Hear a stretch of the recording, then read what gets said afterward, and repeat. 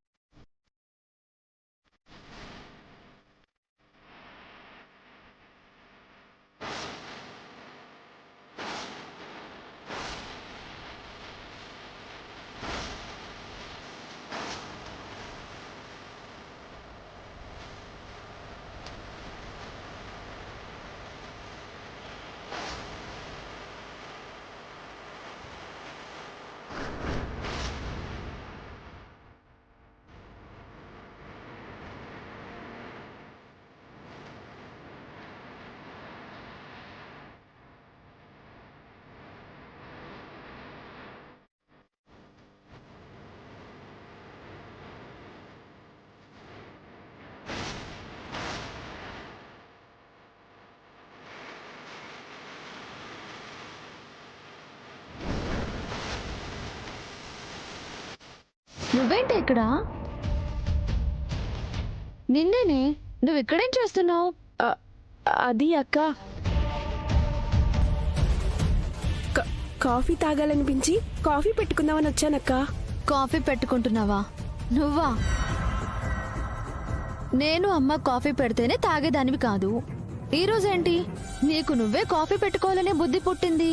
అంటే అక్క, మీరు మీ పనుల్లో బిజీగా ఉన్నారని నేనే కాఫీ పెట్టుకుందాం అనుకున్నాను. దానికే నారాలు తీస్తారేంటి? అటు పుల్ల తీసి ఇటు పుల్ల వేయని దానివి కాఫీ నీ అంతటి నువ్వు పెట్టుకుంటున్నావంటే నాకే కాదు ఇంట్లో ఎవరికైనా షాకింగ్ గానే ఉంటుంది. అక్క, నీకు కాఫీ కల్పనా?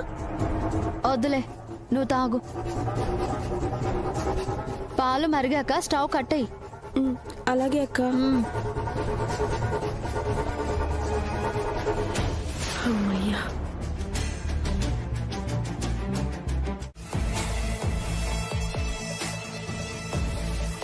ఆ విష్ణు ఇంకా మీ ట్రాప్ లోనే ఉంది మేడం. అది అలానే ఉండాలి. వాళ్ళిద్దరి మధ్య గ్యాప్ ని మనం మరింత పెంచాలి. నా మాటని కాదు అని వాళ్ళిద్దరూ పెళ్లి చేసేసుకున్నారు. అలాంటి వాళ్ళని నా ముందు సంతోషంగా ఎలా ఉండనిస్తాను? వాళ్ళిద్దరినీ విడదీసి ఆ విష్ణు జీవితాన్ని నాశనం చేస్తాను. మేడం, మీరలా చేయాలంటే ఆ విష్ణుకి ఎవరి నుంచి ఏ సపోర్ట్ రాకుండా చేయాలి. అందుకేగా ఆ రాణెమ్మని నా గుమ్మం తొక్కొద్దని, ఈ ఇంటికి రావద్దని సార ఇచ్చే రోజే గట్టిగా చెప్పాను. మా పెద్దమ్మని ఆపారు సరే మేడం, కానీ ఆ కృష్ణని ఎలా ఆపుతారు? ఆ కృష్ణ మాటి మాటికి ఏదో ఒక సాకుతో ఇక్కడికి వస్తూ ఉంటే ఈ రోజు కాకపోతే రేపో ఎప్పుడో ఒకప్పుడు విష్ణుకి శ్రీకాంత్కి శోభనం జరగలేదన్న విషయం ఆ కృష్ణ తెలుసుకుంటుంది.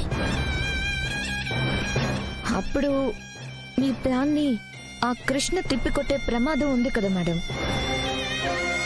అవును, ఆ కృష్ణ అంతటి సమర్థురాలి. అది ఈ ఇంటికి చీటికి మాటికి రాకుండా ఆపాలి. మనం ఎంత ఆపాలని చూసినా ఆ కృష్ణ ఆగదేమో మేడం. ఎలాగైనా ఆ కృష్ణని నేను ఆపుతాను. ఎలా ఆపుతారు మేడం? ఇందాక మీ దగ్గరకు వచ్చే ముందే ఆ విష్ణు కృష్ణతో మాట్లాడుతుంటే నేను విన్నాను. ఏం మాట్లాడుతుంది? ఏవో జంతికలు సున్నుండులు తీసుకొని ఈ ఇంటికి తీసుకొస్తుందట.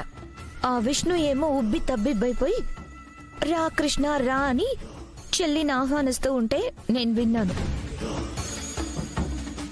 ఆహా, కృష్ణ ఇక్కడికొస్తుందా? రానివ్వు. అది ఇంకెప్పుడు ఈ ఇంటికే కాదు, అసలు లేచి నడవడానికి కూడా పనికి రాకుండా చేస్తాను. అంతలా ఏం చేస్తారు మేడం? రా చెప్తా.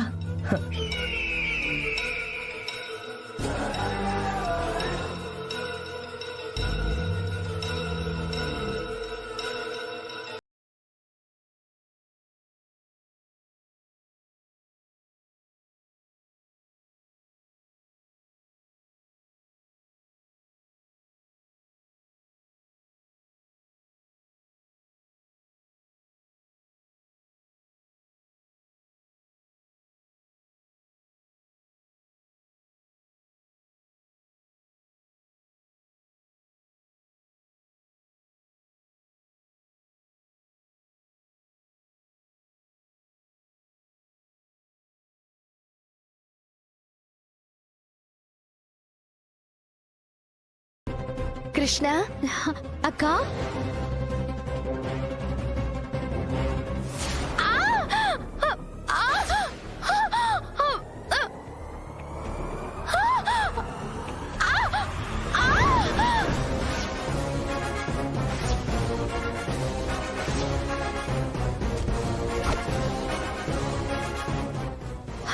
అక్క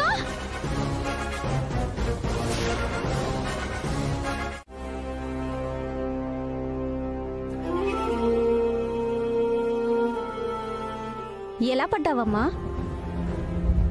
మెట్ల మీద నుంచి వస్తుంటే కాలు జారింది డాక్టర్.